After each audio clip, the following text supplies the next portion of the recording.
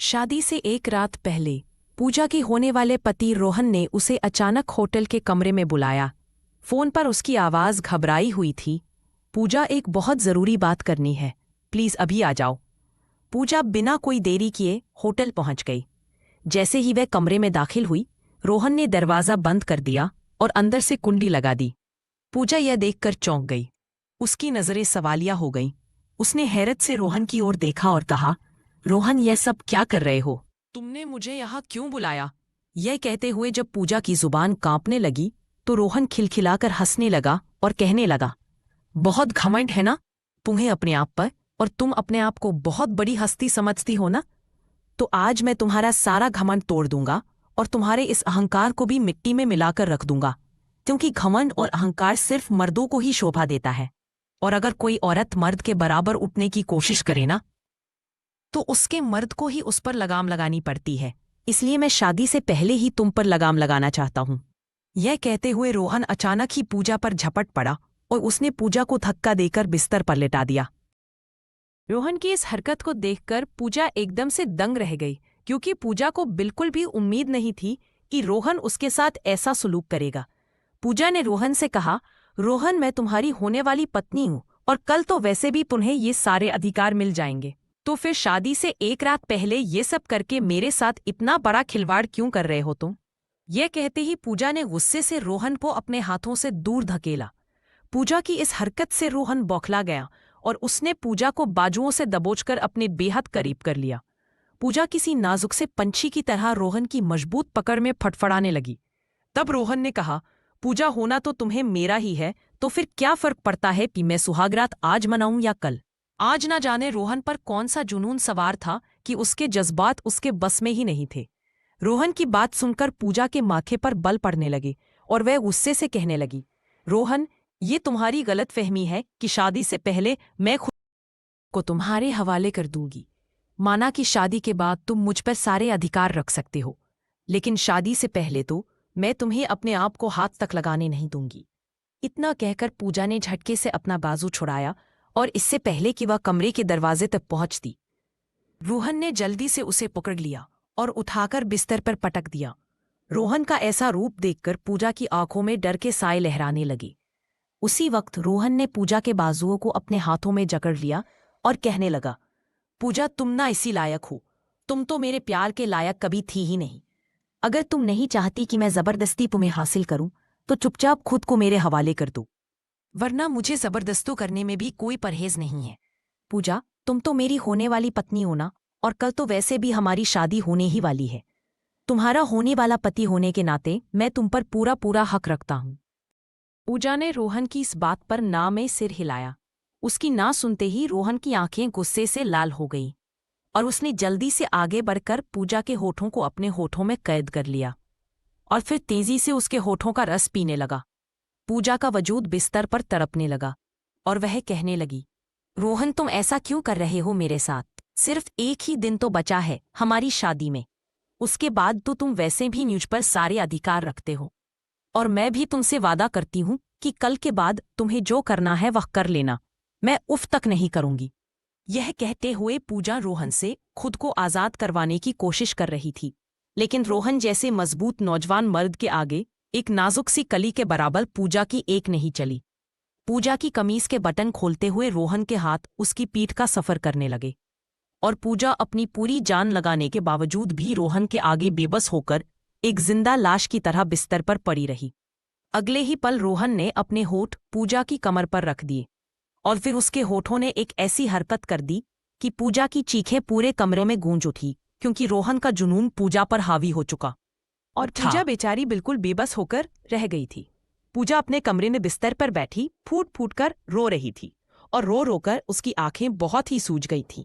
आज पूजा ने मरून रंग का लहंगा पहना हुआ था, लेकिन मरून लहंगे के साथ साथ ज्यादा रोने की वजह से पूजा के चेहरे का रंग भी लाल से मरून हो गया था।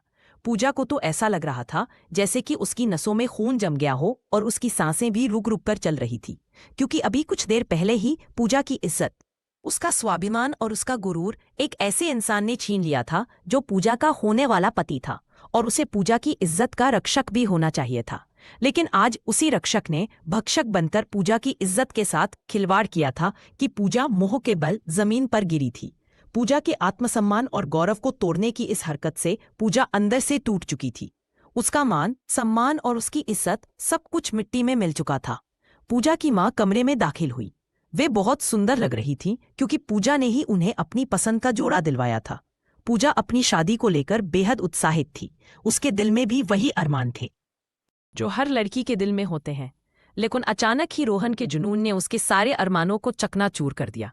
जिंदगी ने पूजा के साथ इतना बड़ा मजाक किया था कि वह किसी को बता भी नहीं सकती थी कि उसके साथ क्या हुआ है। और अगर वह किसी को बता भी देती तो शायद कोई उसकी बातों पर यकीन नहीं करता। और अगर कोई यकीन कर भी लेता तो क्या फर्क पड़ जाता, क्योंकि एक दिन बाद उसकी शादी रोहन से ही होनी थी। दरअसल पूजा की शादी तो 5 साल पहले ही रोहन से हो गई थी। जब उसके पापा का देहांत हुआ था। रोहन पूजा के पापा के दोस्त का बेटा था और दोनों परिवारों के बीच घर जैसा रिश्ता था। पूजा के माता पिता की सिर्फ 4 बेटियां थीं और भगवान ने उन्हें बेटे का सुख नहीं दिया था। पूजा अपनी बहनों में सबसे बड़ी थी। उसके पापा ने अपनी बेटियों को एक अच्छी जिंदगी देने की पूरी कोशिश की और कभी किसी चीज की कमी महसूस नहीं होने दी। लेकिन जब वे अस्पताल के बिस्तर पर जिंदगी और मौत की जंग लड़ रहे थे तो उन्होंने अपने करीबी दोस्त प्रताप को अपने पास बुलाया। उस वक्त रोहन भी अपने पापा के साथ अस्पताल में मौजूद था। पूजा की आंखों से आंसू रुकने का नाम नहीं ले रहे थे क्योंकि वह अपने पापा से बहुत प्यार करती थी और उनकी लाडली बेटी थी। पूजा के पापा ने अपनी दोस्त के हाथ पर हाथ रखा और कहा, प्रताप, हमने हमेशा एक दूसरे के बच्चों को अपने बच्चों की तरह प्यार किया है, लेकिन मेरे जाने के बाद मेरी बेटियां बिल्कुल अकेली रह जाएंगी। मुझसे वादा कर मेरे दोस्त कि मेरे जाने के बाद तू मेरी बेटियों को कभी भी अकेला नहीं छोड़ेगा। उनकी बातें सुनकर रोहन के पापा की आंखें भी भर आईं। वे अपने दोस्त से बहुत प्यार करते थे। दोनों सिर्फ दोस्त नहीं बल्कि सगे भाइयों से भी बढ़कर थे। उन्होंने कहा, तू कैसी बातें कर रहा है आलोक? मैंने कब तेरी बेटियों को पराया समझा? मैं अपने बेटे रोहन के लिए पूजा का हाथ मांगता हूँ और तुझसे वादा करता हूँ कि तेरी बेटियां मेरी हिफाजत में रहेंगी। अपने दोस्त की बात सुनकर पूजा के पापा को जैसे सुकून मिल गया। पूजा हैरान थी क्योंकि उसने रोहन को कभी उस नज़र से देखा ही नहीं था। लेकिन बड़ों का फैसला हो चुका था और उसके पापा के पास ज्यादा समय नहीं बचा था। वे अपनी आंखों के सामने ही अपनी लाडली बेटी की शादी होते देखना चाहते थे। कुछ ही घंटों में अस्पताल के कमरे में पूजा और रोहन की सादगी से शादी कर दी गई। इस तरह पूजा रोहन की बालिका वधू बन गई। पूजा जानती थी कि रोहन अच्छा इंसान है और अच्छा जीवन साथी बन सकता है, और फिर यह उसके पापा की आखिरी ख्वाहिश थी जिसे उसने खुशी खुशी स्वीकार कर लिया। लेकिन पूजा की सबसे बड़ी गलती यह थी कि उसने रोहन को कभी नहीं बताया कि वह इस रिश्ते से खुश है। जब भी रोहन उससे बात करने या पास आने की कोशिश करता, वह उसे सख्ती से दूर कर देती। पूजा के इस रवैये से रोहन झुंझला जाता और पीछे हट जाता। शादी के तुरंत बाद ही पूजा के पापा इस दुनिया से चले गए। उनके जाने के बाद पूजा को घर की सबसे बड़ी बेटी होने के साथ साथ एक बेटे का फर्ज भी निभाना था। वह नहीं चाहती थी कि कोई उनके घर की इज्जत पर उंगली उठाए या ये सोचे कि बिना पिता की बेटियां आवारा हो गई हैं। भले ही पूजा रोहन की बालिका वधू थी, लेकिन जब भी रोहन उसके घर आता, पूजा अपने आप को एक कमरे में बंद कर लेती थी, क्योंकि पूजा को रोहन का इस तरह से उसके घर आना बिल्कुल भी अच्छा नहीं लगता था। वह इसीलिए क्योंकि रोहन के घर आने पर लोग बहुत बातें करते थे और पूजा को ज़माने की बातों से बहुत डर लगता था। जब आपका दिल साफ होता है ना, तो दुनिया की छोटी से छोटी बात भी आपको बहुत परेशान कर देती है, और यही हाल पूजा का भी था। लेकिन पूजा यह भूल चुकी थी कि उसके और रोहन के बीच एक जायज़ और पवित्र रिश्ता भी है।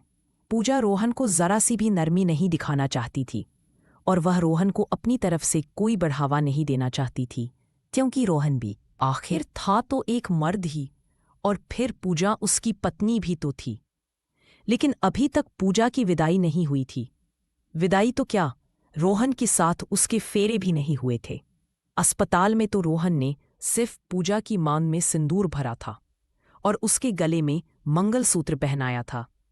पूजा के पापा की मौत के बाद रोहन के पापा ने पूजा की मां से कहा था कि पूजा अब हमारी अमानत के तौर पर आपके साथ आपके घर में ही रहेगी, क्योंकि बच्चे अभी छोटे हैं। जब दोनों बच्चे बड़े हो जाएंगे तब मैं इन दोनों की धूमधाम से शादी करके पूजा को विदा कराकर अपने घर ले जाऊंगा। पूजा को इसी बात का डर था। अगर वह रोहन को थोड़ी सी भी नरमी दिखाती या फिर उससे मुस्कुराकर बात कर लेती तो शायद वह बहक जाता। लेकिन पूजा अपनी विदाई से पहले रोहन के साथ कोई भी रिश्ता नहीं रखना चाहती थी। रोहन और पूजा एक ही यूनिवर्सिटी में पढ़ते थे।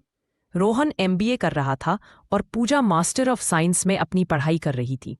लेकिन एक ही यूनिवर्सिटी में पढ़ने के बावजूद भी पूजा रोहन से एक बार भी नहीं मिली थी। रोहन पूजा के लिए एक ऐसी कसौटी बन गया था कि पूजा जितना उससे दूर भागने की कोशिश करती, रोहन उतना ही उसके करीब आने की कोशिश करता था। जबकि पूजा नहीं चाहती थी कि रोहन उसकी तरफ एक छोटा सा कदम भी बढ़ाए और वे दोनों अपनी भावनाओं में बह जाएं। आखिरकार वे दोनों ही जवान और खूबसूरत थे और फिर रोहन तो बचपन से ही पूजा से प्यार करता था। शादी के बाद पूजा के दिल में भी रोहन के लिए प्यार पनपने लगा था और एक शादीशुदा लड़की के लिए यह तो एक स्वाभाविक सी बात थी। लेकिन पूजा ने अपनी जिंदगी में यही सबसे बड़ी गलती कर दी कि वह रोहन से अपने इस प्यार का इजहार नहीं कर पाई। पूजा को दुनिया की बातों से डर लगता था और उसके परिवार पर कोई भी उंगली उठाए यह बात पूजा बर्दाश्त नहीं कर सकती थी। पूजा का मानना था कि घर की बड़ी बहन अपने छोटे छोटे भाई बहनों के लिए एक रोल मॉडल होती है और वह एक ऐसी चिड़िया होती है जो अपने छोटे भाई बहनों को अपने पंखों की छाम में रखती है। पूजा रोहन से अपनी नज़दीकियां बढ़ाकर अपनी छोटी बहनों के सामने यह साबित नहीं करना चाहती थी कि उसका चरित्र गलत है। ये शायद पूजा अपने जज्बातों को अपने दिल की गहराइयों में ही छुपाकर रखती थी। पूजा और रोहन की शादी को 2 साल बीत चुके थे और इन 2 सालों में रोहन ने अपने प्यार से पूजा की बनाई हुई सख्त दीवार को तोड़ने की पूरी कोशिश की थी। लेकिन पूजा ने उस दीवार में जरा सी भी दरार नहीं आने दी, जिसका खामियाजा उसे शादी से एक रात पहले इस तरह भुगतना पड़ा कि वह अपने पैरों पर खड़ी भी नहीं हो पा रही थी। उस रात सही मायने में पूजा को अपनी गलती का एहसास हुआ था, क्योंकि पूजा की बेरुखी को रोहन उसकी नफरत समझने लगा था। रोहन को ऐसा लगने लगा था कि पूजा उसे इतना नीच और घटिया इंसान समझती है और इसीलिए वह उसे अपने करीब नहीं आने देती। सच कहा है किसी ने कि मर्द का गुरूर बहुत मजबूत होता है और एक मर्द के गुरूर को जुनून में बदलने में देर नहीं लगती। रोहन का यही गुरूर कब उसके जुनून में बदल गया और उसका ये जुनून पूजा पर इस तरह से टूट पड़ा कि पूजा की इज्जत के साथ साथ उसकी आत्मा भी तार तार हो गई थी। लेकिन पूजा रोहन की इस बेरहमी के पीछे की वजह जानती थी, क्योंकि पूजा की शादी से 1 हफ्ते पहले ही एक ऐसी घटना घटी थी जिसने पूजा को इस हद तक रोहन के गुस्से का निशाना बना दिया था। जब पूजा और रोहन की मास्टर्स की पढ़ाई पूरी हुई तो दोनों के घर में उनकी शादी की बातें होने लगी थी। इन 5 सालों में पूजा ने भी रोहन के लिए अपने दिल में अच्छी खासी जगह बना ली थी, लेकिन उसने एक बार भी रोहन से अपने प्यार का इजहार नहीं किया था। उल्टा जब भी रोहन पूजा के सामने आता तो पूजा रोहन को बेरुखी दिखाती और उससे पल्लू बचाकर चली जाती थी। पूजा ने एक बार भी यह नहीं सोचा कि उसके इस रवैये से रोहन के दिल पर क्या गुजरती होगी। पूजा और रोहन की शादी का दिन करीब आ रहा था और पूजा के अंदर भी वे सारे जज्बात अंगड़ाई लेने लगे थे जो एक जवान लड़की के अंदर तब पैदा होते हैं जब उसकी नई नई शादी होने वाली होती है। क्योंकि पूजा भी रोहन से बेइंतहा प्यार करने लगी थी। पूजा रोहन के प्यार के बारे में तो जानती ही थी। पूजा के लिए रोहन का प्यार किसी जुनून से कम नहीं था। वह कई बार अपने दिल की बातें पूजा को बताने की कोशिश करता, लेकिन पूजा की बेरुखी देखकर चुप हो जाता। वहीं पूजा का प्यार रोहन के लिए इतना पवित्र था कि उसका इजहार करने से भी वह डरती थी, कहीं उसका दिल बगावत पर ना उतर आए। पूजा की 3 छोटी बहनें थीं और उसे अपनी बहनों के मान सम्मान का भी ख्याल रखना था। वह नहीं चाहती थी कि उसकी वजह से कोई उसकी विधवा माँ पर उंगली उठाए या उसके परिवार की बदनामी हो। इसलिए पूजा ने 4 साल तक अपने प्यार को अपने दिल में ही छुपाए रखा और किसी को यह आभास तक नहीं होने दिया कि वह रोहन से कितना प्यार करती है। 5 साल के लंबे इंतजार के बाद आखिरकार वह दिन आने ही वाला था। जैसे जैसे शादी का दिन करीब आ रहा था, पूजा की बेचैनी और बेकरारी बढ़ती जा रही थी। उसने सोच लिया था कि अगर शादी की पहली रात रोहन उससे नाराज हुआ तो वह खुद ही पहल कर देगी। वैसे तो पूजा एक लड़की थी और समाज में यह अच्छा नहीं माना जाता कि लड़की पहल करे, लेकिन उसने 5 सालों में रोहन को इतना परेशान किया था कि अब वह खुद ही उसके सारे गिले शिकवे दूर करना चाहती थी। मगर उस रात के आने से पहले ही पूजा की सारी सोच पर पानी फिर गया, क्योंकि शादी से 1 हफ्ते पहले जब वह अपनी माँ और बहनों के साथ बड़े उत्साह से अपना शादी का जोड़ा लेने के लिए तैयार हो रही थी, तब रोहन बिना दस्तक दिए अचानक कमरे में दाखिल हो गया। उस वक्त पूजा अपने बालों में कंघी कर रही थी। जैसे ही उसने पलटकर देखा, रोहन की आंखों में एक गहरी मदहोशी छाई हुई थी, मानो वह कुछ कहना चाहता हो। जब रोहन धीरे धीरे पूजा के करीब आया तो पूजा को ऐसा लगा कि शायद वह उसकी खूबसूरती देखकर अपने होश खो बैठा है। रोहन ने अपने दोनों हाथ पूजा के कंधों पर रखे और कहने लगा, पूजा, मैं तुमसे कुछ कहना चाहता हूँ। इससे पहले कि रोहन कुछ कहता, पूजा ने अपनी बदगुमानी में उसे ठोकते हुए कहा, मैं जानती हूँ रोहन कि तुम मुझसे क्या कहना चाहते हो, लेकिन शादी से पहले यह सब मुमकिन नहीं हो सकता। जहां तुमने 5 साल तक इंतजार किया है, तो क्या अब 4 दिन और इंतजार नहीं कर सकते? पूजा के लहजे में हल्की कड़वाहट थी, जिसे सुनकर रोहन का चेहरा गुस्से से लाल हो गया। वह झल्लाते हुए बोला, पूजा, मत भूलो कि मैं तुम्हारा पति हूं और तुम्हारे साथ कुछ भी करूं वह सब जायज है। तुम होती कौन हो मुझे रोकने वाली? शायद रोहन कुछ और कहने आया था, लेकिन पूजा के सख्त लहजे ने उसकी बातों का रुख ही मोड़ दिया। उसकी आंखों में नशे की जगह अब गुस्सा उतर आया था। रोहन की बातों ने पूजा को इस कदर तकलीफ पहुंचाई कि उसने अपनी मुट्ठियां भींच ली, मगर रोहन वहीं नहीं रुका। उसने पूजा को कंधे से पकड़कर झिंझोड़ते हुए कहा, बहुत अकड़ है ना तुम्हारे अंदर? अगर मैं चाहूं तो 1 मिनट के अंदर तुम्हारी सारी अकड़ खत्म कर सकता हूं। जब किसी मर्द के गुरूर को ठेस पहुंचती है ना, तो फिर वह सारी हदें पार कर जाता है। इसलिए मुझे तुम्हारे साथ सख्ती बरतने पर मजबूर मत करी। फिर वह गहरी सांस लेकर आगे बोला, मैंने महसूस किया है कि जब से हमारी शादी हुई है, तुम अपने आप को बहुत ऊंचा समझने लगी हो। जब भी मैं तुम्हारे करीब आने की कोशिश करता हूं, तुम मुझे ऐसे नजरअंदाज कर देती हो जैसे मुझे कोई अछूत की बीमारी हो। माना कि हमारी शादी में अभी कुछ दिन बाकी हैं, लेकिन उससे पहले हम दोनों के बीच दोस्ती तो हो सकती है ना? लेकिन तुमने मुझे दोस्ती के काबिल भी नहीं समझा। सच कहूं तो अब मुझे लगने लगा है कि तुम मेरे प्यार के लायक ही नहीं हो। यह कहते हुए रोहन ने पूजा के कंधे झटक दिए। अब पूजा के लिए भी खुद पर काबू रखना मुश्किल हो गया था। उसने गुस्से में रोहन के गाल पर एक जोरदार थप्पड़ जड़ दिया। यही पूजा की सबसे बड़ी गलती थी। रोहन अपने गाल पर हाथ रखे पूजा को घूर रहा था, जैसे उसे इस बात की बिल्कुल भी उम्मीद नहीं थी। लेकिन पूजा कुछ कहे बिना वहां से तेजी से निकल गई। कुछ ही देर पहले तक पूजा इतनी उत्साहित थी कि आज वह अपनी पसंद का शादी का जोड़ा खरीदेगी। उसने अपनी आंखों में हजारों सपने सजा रखे थे, लेकिन रोहन के सख्त शब्दों ने उसके सारे सपनों को चकनाचूर कर दिया था।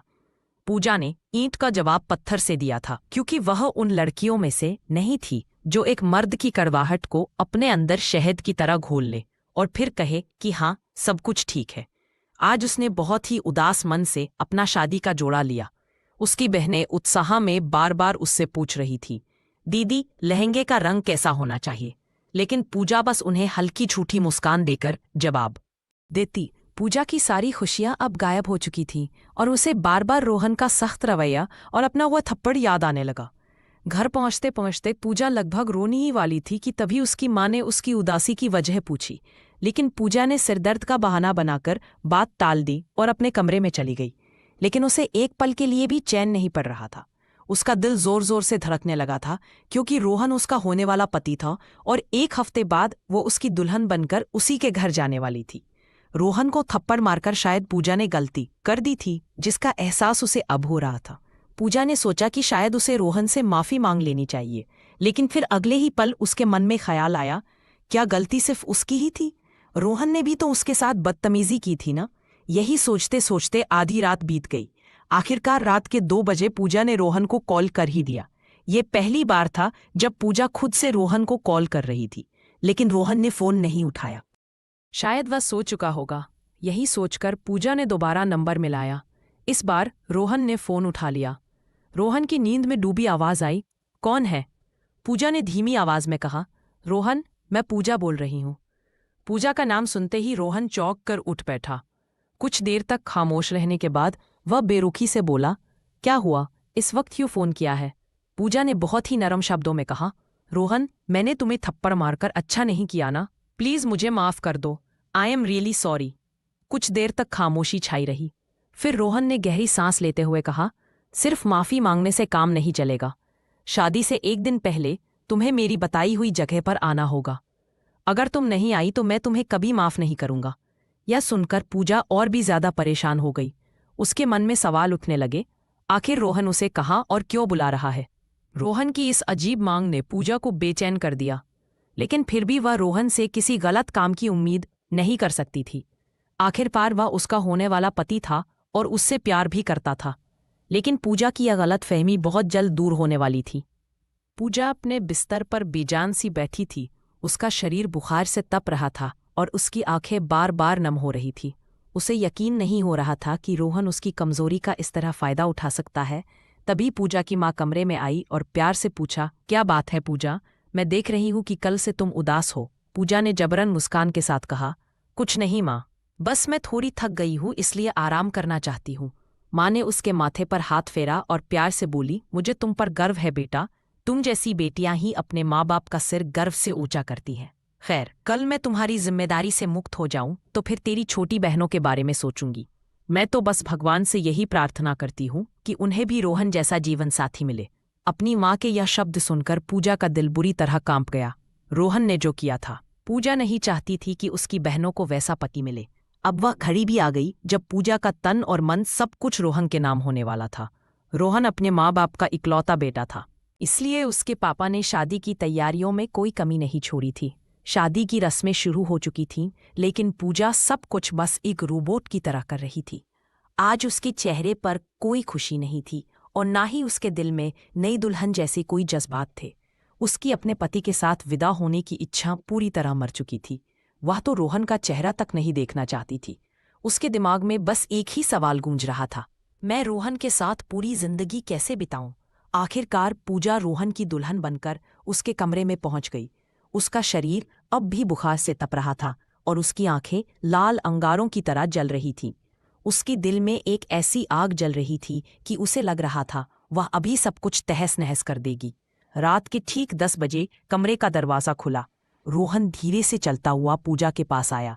जैसे ही रोहन उसके करीब आया, पूजा ने अपना चेहरा दूसरी तरफ मोड़ लिया। रोहन उसके पास आकर बैठ गया और चुपचाप उसे देखने लगा। फिर उसने धीरे से पूजा का हाथ पकड़ लिया।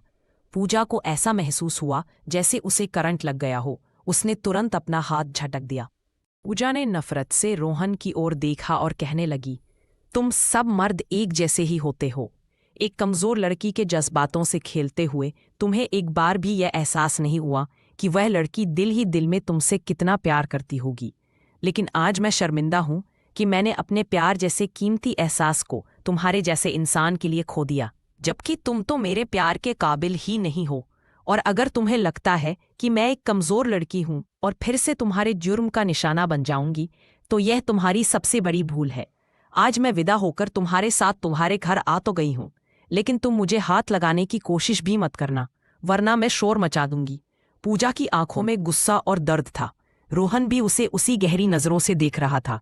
उसने गहरी सांस ली और कहा, जब तुमने मुझे थप्पड़ मारा था, मेरा बस नहीं चल रहा था कि मैं तुम्हारे साथ क्या कर डालूं, जबकि मैं उस दिन सिर्फ ये बताने आया था कि मैं तुमसे बेहद प्यार करता हूं। लेकिन तुमने शायद हर आदमी को एक जैसा समझ लिया और मेरे बारे में भी ऐसा ही सोच लिया कि मैं तुम्हारा गलत फ़ायदा उठाऊंगा, और वह भी सिर्फ इसलिए क्योंकि तुम मेरी पत्नी हो। अगर मुझे ऐसा ही करना होता तो मैं कई बार कर चुका होता, मगर मैं तुमसे प्यार करता था। उसकी आवाज़ में दर्द था। उसने आगे कहा, लेकिन तुमने मुझे थप्पड़ मारकर मेरे गुरूर को ठेस पहुंचाई थी, और इसी थप्पड़ के बदले में मैंने इंसानियत की सारी हदें पार कर दी। मेरे दिमाग पर शैतान इस तरह सवार हो चुका था कि मैंने यह भी नहीं सोचा कि हमारे बीच का रिश्ता कितना पवित्र है। और फिर जब मैं वह सब कर चुका था जो मुझे नहीं करना चाहिए था, उसके बाद से मुझे एक पल के लिए भी चैन नहीं मिला। शायद मैं सच में तुम्हारी माफ़ी के लायक नहीं हूं, इसीलिए तुम इस घर में आराम से रहो, क्योंकि तुम इस घर की मालकिन होने के साथ साथ मेरे दिल की रानी भी हो और मेरे घर की इज्जत भी, जिसे मैं एक रात पहले भूल चुका था। मैं तुमसे माफ़ी नहीं मांगूंगा क्योंकि मैं तुम्हारी माफ़ी के लायक भी नहीं हूं। इतना कहकर रोहन वहां से उठकर चला गया। पूजा ये सब देखकर हैरान रह गई। उसे लगा था कि रोहन आज भी उसके साथ पिछली रात जैसा ही सलूक करेगा और सारी जिंदगी उसे परेशान करता रहेगा। इसलिए उसने उस पर इतनी सख्ती दिखाई थी ताकि वह उसे कमज़ोर ना समझे। लेकिन उस रात रोहन पूजा के करीब भी नहीं आया। पूरी रात वह बालकनी में बैठकर शराब पीता रहा। सुबह जब रोहन की माँ उनके कमरे में आई तो उन्होंने प्यार से पूजा के सिर पर हाथ रखा और कहा, पूजा बेटा, तुम्हें तो बहुत तेज बुखार है।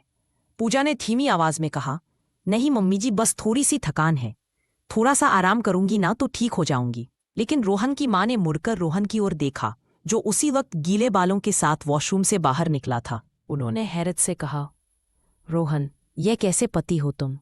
तुम्हारी बीवी यहाँ बुखार से तप रही है और तुम्हें पता ही नहीं है। रोहन ने पूजा की तरफ हैरानी से देखा। उसे सच में नहीं पता था कि पूजा पूरी रात बुखार से तप रही थी। उसने धीरे से पूजा के माथे पर अपने ठंडे हाथ रखे। पूजा को ऐसा महसूस हुआ जैसे जलते अंगारों पर ठंडी हवा पड़ गई हो। रोहन ने माँ से कहा, माँ, मैं डॉक्टर को घर पर ही बुला लेता हूँ क्योंकि पूजा को बहुत तेज बुखार है। शायद वो मेरे साथ बाहर नहीं जा पाएगी। इतना कहकर रोहन ने अपना मोबाइल उठाया और फ़ोन कान पर लगाते हुए बाहर चला गया। रोहन की माँ पूजा के पास बैठ गई और उसके बालों को सहलाते हुए कहने लगी, पूजा बेटा, मुझे अपनी सास नहीं बल्कि अपनी माँ ही समझना। मैंने हमेशा तुम्हें अपनी बहू नहीं बल्कि बेटी के रूप में देखा है। मैं तो भगवान से तुम्हें तुम्हारे बचपन में ही अपने रोहन के लिए मांग चुकी थी और रोहन भी बचपन से ही तुमसे बेहद प्यार करता है। वह तो पूरा दिन तुम्हारा नाम ही रखता रहता था।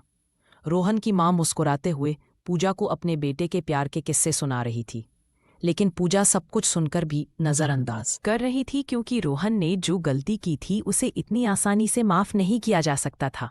जब उनकी शादी को 1 हफ्ता बीत गया तो सब लोग इस बात की रट लगाने लगे, अरे भाई क्या बात है, तुम लोग हनीमून पर क्यों नहीं जा रहे? इस बात पर रोहन चुपचाप पूजा को देखने लगा, लेकिन पूजा उसकी नज़रों से पूरी तरह असहज महसूस करने लगी क्योंकि वह तो रोहन के साथ कहीं भी नहीं जाना चाहती थी। पूजा के लिए तो रोहन के साथ एक ही कमरे में सोना भी किसी आजमाइश से कम नहीं था। हालांकि रोहन ने उस रात के बाद पूजा को कभी भी परेशान नहीं किया था। वह तो रात भर बस बालकनी में बैठा रहता और जब थक जाता तो आकर सोफे पर सो जाता था। रोहन पूजा की तरफ देखने लगा कि वह घर वालों की बातों का क्या जवाब देगी, लेकिन पूजा ने चुपचाप अपना सिर झुका लिया, यह सोचकर कि रोहन खुद ही बात संभाल लेगा क्योंकि उनकी शादी में शादी जैसी कोई बात थी ही नहीं, तो फिर हनीमून पर जाने का क्या फायदा।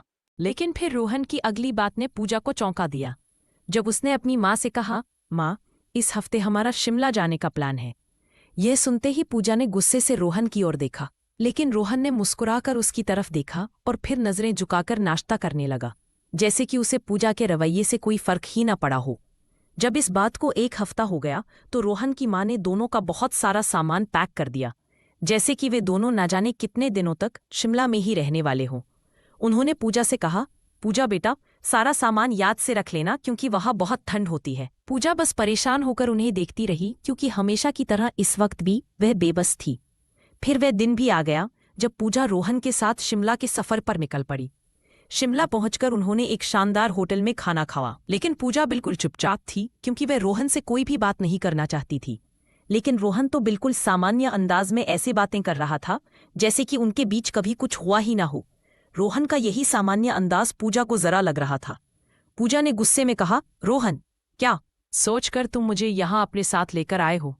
क्योंकि जिस मकसद के लिए एक पति अपनी पत्नी को हनीमून पर लाता है, तुम्हारा वह मकसद तो कभी भी पूरा नहीं हो सकता। इस बात को सुनकर रोहन मुस्कुराने लगा और कहने लगा, पूजा, तुम फिक्र मत करो, अब मेरी अपट ठिकाने आ चुकी है। जब तक तुम्हारा गुस्सा ठंडा नहीं हो जाता मैं तुम्हारा इंतजार करता रहूंगा। पूजा ने कहा, लेकिन रोहन, मेरा गुस्सा अब कभी भी ठंडा नहीं होगा क्योंकि तुमने न सिर्फ मेरा अपमान किया है बल्कि मेरी आत्मा को भी अंदर से तोड़ दिया है। रोहन ने गहरी सांस लेकर कहा, पूजा, इसीलिए तो मैं तुम्हें यहाँ लेकर आया हूँ क्योंकि मैंने सुना है कि यहाँ के खूबसूरत नज़ारे देखकर टूटे हुए दिल भी फिर से जुड़ने लगते हैं और इस कड़ाके की ठंड में तो अपने साथी से लिपट जाने का मन करता है। रोहन की यह बात सुनकर पूजा ने गुस्से में चम्मच पटक दिया और पैर पटकते हुए वहां से निकल गई। वह बाहर जाकर गाड़ी में बैठ गई और दिल ही दिल में ठान लिया कि वह रोहन को इतनी आसानी से माफ नहीं करेगी। रोहन ने अपने गुरूर को बचाने के लिए पूजा की इज्जत तार तार कर दी थी और उसके प्यार का मजाक उड़ाया था। यह कोई छोटी बात नहीं थी जिसे वह इतनी आसानी से भुलाकर रोहन को फिर से अपना लेती। रोहन भी पूजा के पीछे पीछे आकर गाड़ी में बैठ गया और फिर वे दोनों शिमला के सफर पर निकल पड़े। शिमला का मौसम वाकई में बहुत ठंडा था। पूजा ने तो मुंबई के मौसम के हिसाब से कपड़े पहने थे, लेकिन यहाँ आकर वह ठंड से कांपने लगी। रास्ते में हो रही बारिश ने दोनों की पूरी तरह से भिगो दिया था। रोहन ने जल्दी से गाड़ी से एक गर्म शॉल लाया था, निकाली और पूजा के कंधों पर डाल दी। लेकिन होटल पहुंचते पहुंचते पूजा बिल्कुल ही बर्फ बन चुकी थी। उसका शरीर शायद इस ठंड को झेल नहीं पा रहा था। पूजा ने जल्दी से अपने कपड़े बदले और तुरंत ही कंबल में घुस गई। रात के करीब 8 बज रहे थे और रोहन ने पूजा की हालत देखते हुए कमरे में ही खाना मंगवा लिया था। उसने पूजा के लिए गर्म गर्म सूप ऑर्डर किया, लेकिन पूजा में इतनी ताकत भी नहीं थी कि वह खुद ही उठकर बिस्तर से टेक लगाकर बैठ पाती। यह काम भी रोहन को ही करना पड़ा। ना चाहते हुए भी पूजा अब रोहन की मोहताज हो चुकी थी। रोहन ने पूजा को कंधों से पकड़कर उठाना चाहा तो पूजा ने तुरंत उसका हाथ झटक दिया और कहा, हाँ। पूजा को गंदों से पकड़कर उठाना चाहा तो पूजा ने तुरंत उसका हाथ झटक दिया और कहा, दूर हटो मुझसे, तुम्हें परेशान होने की कोई जरूरत नहीं है, मैं खुद ही कर लूंगी। रोहन ने अफसोस से सिर हिलाया और फिर जाकर सामने रखी कुर्सी पर बैठ गया। मुझे नहीं पता था पूजा कि मेरी पत्नी इतनी नाजुक है कि वो जरा सा मौसम का बदलाव भी बर्दाश्त नहीं कर सकती। रोहन की इस बात पर पूजा ने गुस्से से घूरते हुए रोहन की तरफ देखा और फिर बड़ी मुश्किल से 2-3 चम्मच सूप पीने के बाद उसे साइड टेबल पर रख दिया।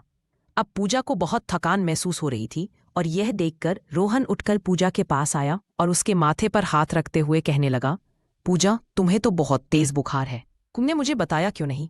पूजा ने कहा, मैंने कहा ना, दूर रहो मुझसे, तुम्हें मेरी चिंता करने की कोई जरूरत नहीं है, मैं खुद ही ठीक हो जाऊंगी।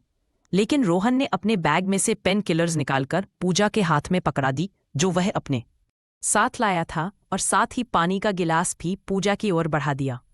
पूजा ने कहा, मुझे कोई दवा नहीं खानी है। तो रोहन ने बहुत सख्त लहजे में कहा, ज्यादा नखरे मत दिखाओ और चुपचाप से ये मेडिसिन खा लो। तब पूजा ने कहा, मैंने कहा ना रोहन, तुम जाओ यहां से, मुझे कोई भी दवाई नहीं खानी है। लेकिन रोहन ने तो पूजा का चेहरा पकड़कर उसे थोड़ा सा ऊपर किया और कहने लगा, जल्दी से अपना मुंह खोलो।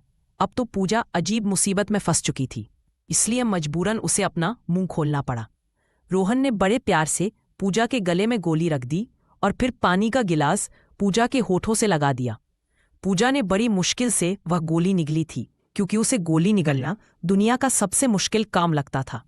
और फिर जैसे ही पूजा आराम करने के लिए लेट गई तो रोहन ने उसे अच्छे से कंबल उड़ा दिया, लेकिन फिर भी पूजा का शरीर बेकाबू होकर थर थर कांप रहा था। रोहन से जाकर पूजा के सामने रखी आराम कुर्सी पर बैठ गया और फिर बहुत ही गंभीर होकर पूजा की तरफ देखने लगा। ठंड की वजह से पूजा के दांत किटकिटाने लगे। उसने अपना सिर रजाई से बाहर निकाला और रोहन से कहा, रोहन, मुझे एक और कंबल चाहिए। रोहन ने कहा, पूजा, मेरे पास एक और कंबल तो नहीं है, लेकिन मेरे पास ठंड से बचने का एक और तरीका जरूर है। ये कहते हुए रोहन की आंखों में शरारत नाच उठी और वह अपनी इन शरारत भरी नजरों से पूजा को देखते हुए मुस्कुराने लगा। पूजा ने गुस्से से कहा, तुम वहां बैठकर मुस्कुरा क्यों रहे हो? क्या तरीका है वो बताओ ना, क्योंकि मैं यहाँ ठंड से मर रही हूँ। ये सुनते ही रोहन कुर्सी से उठकर पूजा के पास आया और जाकर बिस्तर पर लेट गया। रोहन पूजा के पास जाकर उसकी कंबल में लेट गया और पूजा को अपने बेहद करीब खींच लिया। कुछ देर बाद पूजा के दांतों का किटकिटाना बंद हो गया और अब तो उसे पसीना भी आने लगा था। रोहन ने कहा, देखो पूजा, अब तो तुम्हें पसीना भी आने लगा है, इसीलिए अब तुम्हारा बुखार भी जल्द ही उतर जाएगा। पूजा ने कहा, यह अच्छा तरीका है एक लड़की की कमजोरी का फायदा उठाने का, और वैसे भी तुम तो इस काम में माहिर हो ना। पूजा ने रोहन को ताना देने के इरादे से ये सब कहा, लेकिन रोहन ने पूजा के तानों को नजरअंदाज कर दिया और कहने लगा, मैं तो तुम्हारा पति हूँ पूजा, और एक पति होने के नाते मुझे तुम्हारा ख्याल रखने का अधिकार भी नहीं है क्या? और इस वक्त तो तुम्हें भी मेरी जरूरत थी ना। अगर मैं तुम्हारे पास नहीं आता तो तुम ठंड से कांप कर मर जाती, तो क्या मैं तुम्हें ऐसे ही मरने देता? लेकिन अगर तुम्हें मेरे साथ रहना पसंद नहीं है ना पूजा, तो मैं यहाँ से चला जाता हूँ। ये सब रोहन ने पूजा की आंखों में आंखें डालकर कहा। रोहन के ही शब्द सुनकर पूजा की सांसें तो जैसे उसके सीने में ही अटक गई थी, क्योंकि ये एहसास इतना गहरा था कि पूजा चुपचाप रोहन की आंखों में देखती रही। रोहन ने कहा, पूजा, माफ नहीं करोगी क्या मुझे? मैं मानता हूं यार कि मुझसे बहुत बड़ी गलती हो गई है, मगर मैंने कोई गुनाह तो नहीं किया ना? क्योंकि मेरे लिए तो तुम 5 साल पहले ही मेरी पत्नी बन चुकी थी। मैंने तो सोचा था कि तुम्हें तकलीफ पहुंचाकर मेरे मर्दाना गुरूर को कुछ सुकून मिलेगा, लेकिन सच बात तो यह है कि उस दिन के बाद मैं एक पल के लिए भी चैन से सो नहीं पाया हूं। उस दिन कुछ समय के लिए शैतान मुझ पर हावी जरूर हुआ था, लेकिन मैं सच कह रहा हूं पूजा, मैं तुमसे बहुत प्यार करता हूं, और मेरा प्यार कोई 2-4 साल का नहीं है। मैं तो तुमसे बचपन से ही प्यार करता आया हूं। इतने सालों में मेरे प्यार ने तुम्हें कभी कोई भी तकलीफ नहीं पहुंचाई। लेकिन उस दिन पता नहीं मुझ पर क्या पागलपन सवार हो गया था कि मैं अपने होश ही खो बैठा था। पूजा प्लीज मुझे माफ कर दो ना, और मेरी सजा थोड़ी सी तो कम कर दो, क्योंकि उस दिन से मैं भी अंदर ही अंदर पछतावे की आग में जल रहा हूं। कहा तो बचपन से ही मैंने अपने दिल में शादी की रात के इतने हसीन सपने सजाए थे, लेकिन मेरी एक गलती ने सब कुछ बर्बाद कर दिया। अगर तुम्हें यकीन नहीं होता ना तो मेरे दिल पर हाथ रख कर देख लो पूजा, यह दिल तुम्हारे नाम से कितना जोर जोर से धड़क रहा है। यह कहते हुए रोहन ने पूजा का हाथ धीरे से पकड़कर अपने सीने पर रख दिया, तो पूजा ने भी महसूस किया कि रोहन का दिल तो वाकई में बहुत जोरों से धड़क रहा था। अब पूजा का सब्र टूट चुका था, उसकी आंखों से लगातार आंसू बह रहे थे। उसने रोहन की ओर देखा और कहा, रोहन, मैं भी तुमसे उतना ही प्यार करती हूँ जितना तुम मुझसे करते हो, लेकिन उस रात जो हुआ उसने मुझे बहुत तकलीफ दी है। मैं तुम्हें भूल नहीं पाई। रोहन ने उसकी आंखों में गहरा पश्चाताप देखा। उसने पूजा का हाथ थामा और कहा, मुझे पता है पूजा, मैंने तुम्हें तकलीफ दी है और शायद मैं खुद को भी कभी माफ नहीं कर पाऊंगा, लेकिन आज मैं तुमसे वादा करता हूं कि वह मेरी जिंदगी की सबसे बड़ी और आखिरी गलती थी। मैं अब तुम्हारी खुशी के बिना एक भी कदम नहीं बढ़ाऊंगा। अगर तुमने मुझे माफ नहीं किया तो मैं खुद को भी बर्बाद कर दूंगा, क्योंकि तुम्हारी नफरत अब मुझसे सहन नहीं होती। पूजा ने तुरंत उसकी बातों को रोकते हुए अपने नर्म हाथों से उसके होठों पर उंगली रख दी। उसकी आवाज में मजबूती थी। खबरदार रोहन, अगर दोबारा ऐसी बातें की तो मैं तुम्हें खोने का ख्याल भी अपने दिल में नहीं आने दूंगी। फिर उसने धीमे स्वर में कहा, रोहन, एक पति पत्नी के रिश्ते में सबसे जरूरी चीज प्यार नहीं बल्कि सम्मान और आपसी सहमति होती है। प्यार तो वक्त के साथ बढ़ता है, लेकिन अगर इज्जत एक बार चली जाए तो वापस नहीं आती। तुम मेरे पति हो, मैं चाहूं भी तो तुमसे दूर नहीं जा सकती, लेकिन मुझसे बार बार माफी मांगकर मुझे और ज्यादा तकलीफ मत दो। जो हुआ उसे भुलाकर एक नई शुरुआत करते हैं। यह कहते हुए पूजा ने अपना सिर रोहन के सीने में छुपा लिया और फूट फूट कर रोने लगी।